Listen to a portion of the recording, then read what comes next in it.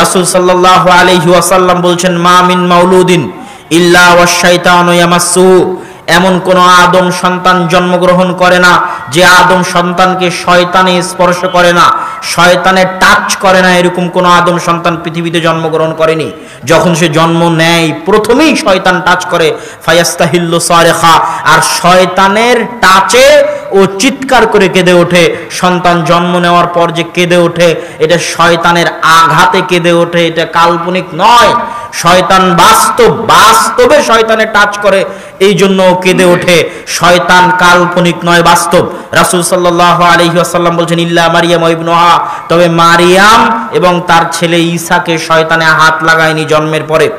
মা মিনকুম মিন আহাদিন, তোমাদের মধ্যে এমন কেউ নেই যার সাথে তার কারিন থাকে না। কারিনুম মিনাল মালাইকা ওয়া কারিনুম মিনাশ শাইতান, সব সময় দুইটা বন্ধু থাকে। জন্মের পর থেকে প্রত্যেক মানুষের সাথে দুইটা বন্ধু থাকে। আমার সাথে আছে, আপনার সাথে আছে। এটা কাল্পনিক নয়, এটা বাস্তব। আপনি যখনই এটাকে বাস্তব বিশ্বাস করতে পারবেন, তখন হেদায়েতের রাস্তা খুলে যাবে। আর যদি বাস্তব বিশ্বাস করতে না পারেন, হেদায়েতের রাস্তা কোনোদিন খুলবে না। সব সময় আপনার সাথে দুইজন বন্ধু থাকে, একটা হচ্ছে ফেরেশতা বন্ধু, আর একটা হচ্ছে শয়তান বন্ধু। আপনার অন্তরে যত খারাপ কাজের পরিকল্পনা জাগে, ওটা শয়তানে দেয়। আর যত ভালো কাজের পরিকল্পনা জাগে, ওইটা ফেরেশতায় দেয়। আর এই শয়তানকে আল্লাহ এত ক্ষমতা দিয়ে রেখেছে, ইয়াজরি মাজরাদ দাম, মানুষের রক্ত কণিকা যেদিক দিয়ে চলাচল করে, ওই প্রত্যেকটা জায়গার মধ্যে দিয়ে শয়তান চলাচল করতে পারে। রক্ত কণিকা যেই দিক দিয়ে চলাচল করে, ওই প্রত্যেকটা জায়গার মধ্যে দিয়ে শয়তান চলাচল করে। এই জন্য ইসলামের যত দোয়া, যত নিয়ম, যত আদব, সবগুলোর সাথে শয়তানের সম্পর্ক। ওয়াখাম্মিরু আনিয়াতাকুম ওয়াযকুরুসমাল্লাহ, তোমাদের পাত্র ঢেকে দাও আর আল্লাহর নাম নাও, বিসমিল্লাহ বলে পাত্র ঢাকো। যেই পাত্র বিসমিল্লাহ বলে ঢাকা হয়েছে, ওই পাত্র শয়তানে খুলে না। মান আকালা, যে ব্যক্তি খায়, ওয়ালাম ইয়াযকুর ইসমাল্লাহ, আর আল্লাহর নাম না নেয়, ইয়াকুলু মাআহু শাইতান, তার সাথে শয়তানে খায়। এটা কাল্পনিক নয়, এটা বাস্তব। ইদা দাখালা আহাদুকুম ফি বাইতিহি, যখন তোমাদের কেউ বাড়িতে প্রবেশ করে, ওয়ালাম ইয়াযকুর ইসমাল্লাহ, কিন্তু আল্লাহ সুবহানাহু ওয়া তাআলার নাম নেয় না। আল্লাহর নাম মানে আসসালাম, এটা হচ্ছে আল্লাহর নাম।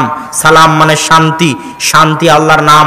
যখন তোমাদের কেউ বাড়িতে প্রবেশ করে আর আল্লাহর নাম নেয় না, মানে আসসালামু আলাইকুম বলে না, সালাম আল্লাহর নাম, শান্তি আল্লাহর নাম, আসসালামু আলাইকুম বলে না, তখন শয়তানে চিৎকার করে বলে আর সঙ্গী সাথীদেরকে, এই সঙ্গী সাথী, এই বাড়ি তোমাদের মাবিতুকুম ওয়া আশাকুম, এই বাড়িতে তোমাদের থাকার জায়গা, এই বাড়িতে তোমাদের খাওয়ার জায়গা, এখানে থাকো, খাও, আড্ডা দাও। আর যদি ঢোকার সময় বলে আসসালামু আলাইকুম, তাহলে শয়তান তার সঙ্গী সাথীকে বলে এই বাড়িতে তোমাদের থাকারও ব্যবস্থা নাই, এই বাড়িতে তোমাদের খাওয়ারও ব্যবস্থা নাই। এই হাদিস কাল্পনিক নয়, বাস্তব। আসলেই যদি আপনি সালাম দিয়ে বাড়িতে প্রবেশ করেন, তাহলে শয়তান বাড়িতে থাকতে পায় না, শয়তান আছে আপনার সাথে সবসময়, 24 ঘন্টা আছে। এতক্ষণ আমি শুধু শয়তানেরই হাদিস পড়ছি। শয়তানের সাথে লড়াই করতে শিখাই, সিরাতে মুস্তাকিমের রাস্তা পেয়ে যাওয়া।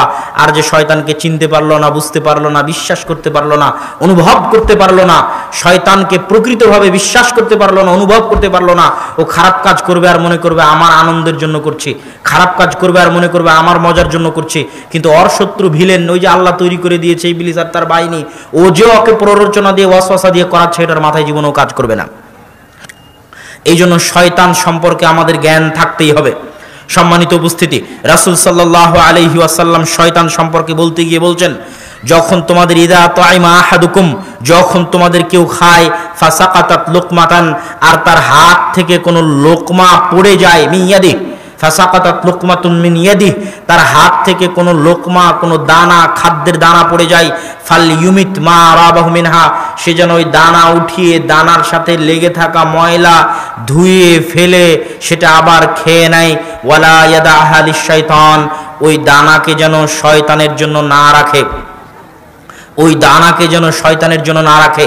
আর যখন তোমাদের কেউ খায়, তখন যেন ইয়ালা আকায়াদা, তার হাত চেটে খায়।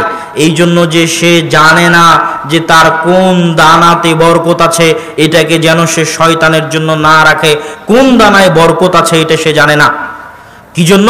ফাইন্না শাইতানা ইয়ারসুদুন নাস আলা কুল্লি শাইইন হাত্তা ইনদা মাতামিহ, শয়তান ওত পেতে থাকে মানুষের প্রত্যেক প্রত্যেকটা পদক্ষেপে ইয়ারসুদুন নাস, আল্লাহ রাসূল বলছেন শয়তান ওত পেতে থাকে মানুষের প্রত্যেকটা পদক্ষেপে, এমনকি মানুষের খাবারের সময়ও শয়তান ওত পেতে বসে থাকে।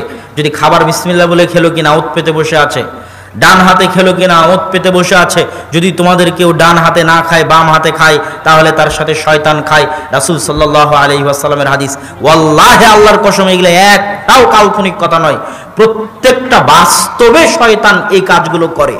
বাস্তবে শয়তান আপনার খাবার টেবিলে বসে আছে, আপনার কার্যক্রম ওত পেতে বসে সে পর্যবেক্ষণ করছে এবং দেখছে, এবং যেখানেও সুযোগ পাবে ওখানেও আপনার উপর হামলা করবে, যেখানেও সুযোগ পাবে ওখানেও আপনার উপর হামলা করবে, এটাই তার কাজ। রাসূল সাল্লাল্লাহু আলাইহি ওয়াসাল্লাম বলছেন যখন তোমাদের কেউ বাড়ি থেকে বের হয় সে যদি বলে বিসমিল্লাহি তাওয়াক্কালতু আলাল্লাহ লা হাওলা ওয়ালা কুওয়াতা ইল্লা বিল্লাহ, এই দোয়া যদি পড়ে তাহলে ও শয়তানের খপ্পর থেকে বেঁচে গেল, শয়তান তার থেকে দূরে সরে যায়। আর ও যদি এই দোয়া না পড়ে তাহলে শয়তান তার সাথে থাকে।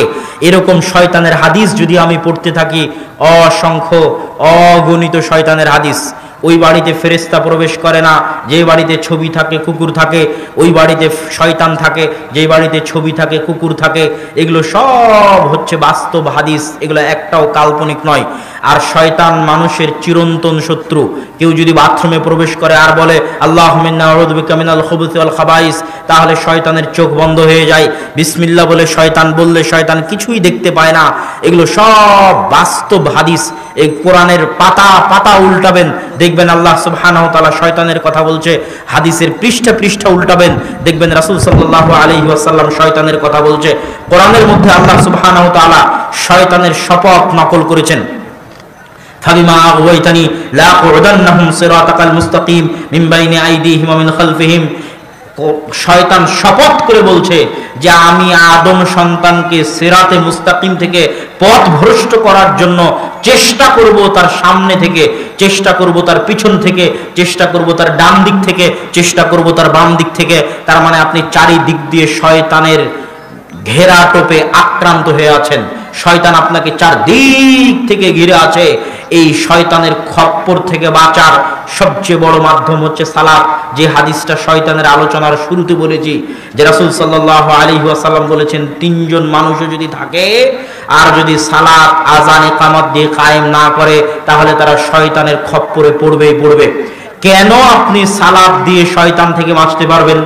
সালাত কি এমন উপকার করবে যে আপনি শয়তান থেকে বাঁচতে পারবেন? আল্লাহ সুবহানাহু ওয়া তাআলা পবিত্র কোরআন মাজিদে বলছে ইন্নাস সালাতা তানহা আনিল ফাহশাই ওয়াল মুনকার। সালাত মানুষকে অন্যায় অনাচারের কাজ থেকে দূরে রাখে। এখন আপনি দেখছেন যে কি রে ওই মানুষ তো সালাত আদায় করে তাও তো গুনাহ করে, সালাত আদায় করে তাও তো খারাপ কাজ করে। এর কারণ কিন্তু সালাত নয়। এর কারণ কি জানেন? এর কারণ হচ্ছে সালাত যেই উদ্দেশ্যে দেওয়া সেটা হচ্ছে অন্তরকে কন্ট্রোল করতে পারার প্রশিক্ষণের প্রথম ধাপ হচ্ছে সালাত। পৃথিবীতে মানুষ যত গুনাহ করে সব গুনাহের মূল কারণ হচ্ছে শয়তানের ওয়াসওয়াসা থেকে নিজের অন্তরকে কন্ট্রোল করতে পারে না। যত গুনাহ করে সব গুনাহের মূল কারণ হচ্ছে শয়তানের ওয়াসওয়াসা থেকে নিজের অন্তরকে কন্ট্রোল করতে পারে না। এখন একটা কাজ করার জন্য তো আপনাকে প্রশিক্ষণ নিতে হবে।